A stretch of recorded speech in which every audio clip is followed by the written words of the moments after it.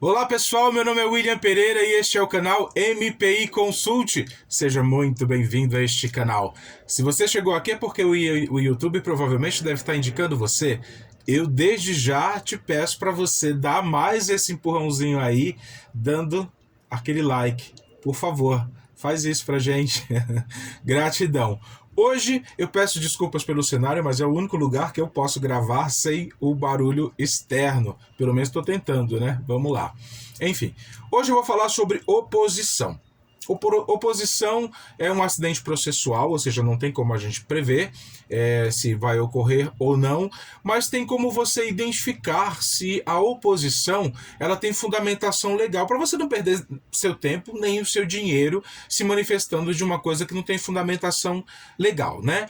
Então, assim, para você poder identificar se uma oposição ela tem fundamentação legal, ou seja, que possa mais tarde indeferir o seu processo, se porventura o INPI levar ela em consideração, porque quando o INPI não leva em consideração a fundamentação legal da oposição, ele arquiva compulsoriamente. Porém, isso é muito difícil. O INPI, quando ele acha o mínimo, o INPI vai caçar o mínimo de colidência para fazer a publicação de oposição para você se manifestar. Afinal de contas, para o INPI, em termos de tributo, para ele é muito mais interessante. Todos os acidentes processuais que tiverem em um pedido de registro de marca e você tiver que se manifestar, para o INPI é interessante. Então, mesmo às vezes não tendo fundamentação legal, o INPI alega qualquer tipo de colidência para levar adiante a oposição. Então, preste muito bem atenção. Às vezes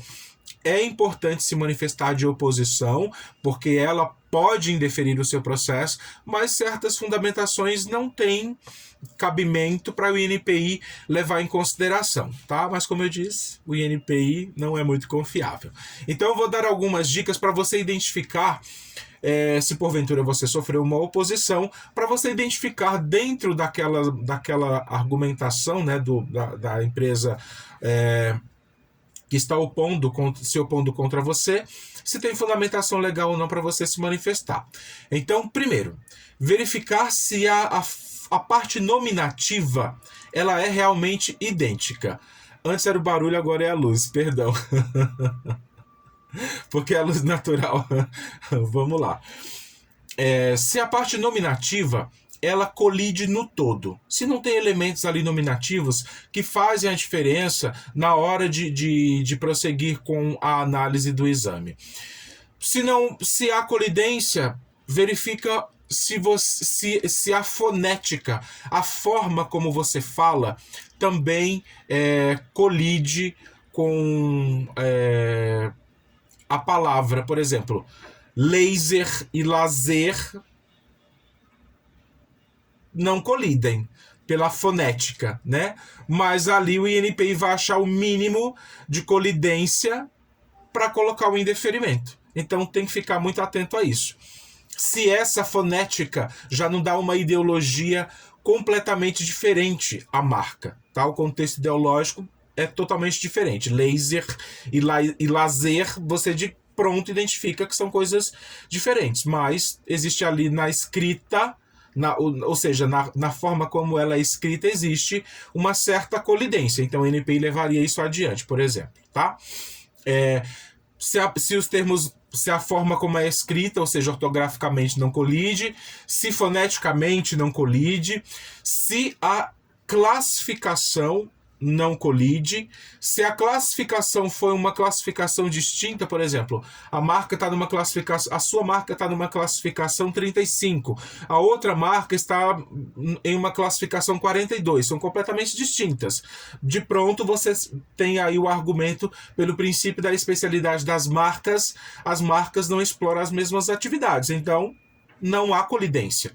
Mas a INPI, por alguma interpretação de forma errônea, vamos dizer assim, o INPI levou em consideração e publicou o indeferimento. Então isso já seria um argumento. Se ainda que a marca esteja na mesma classificação, for o mesmo nome, a fonética for idêntica, se elas não especificam serviços distintos.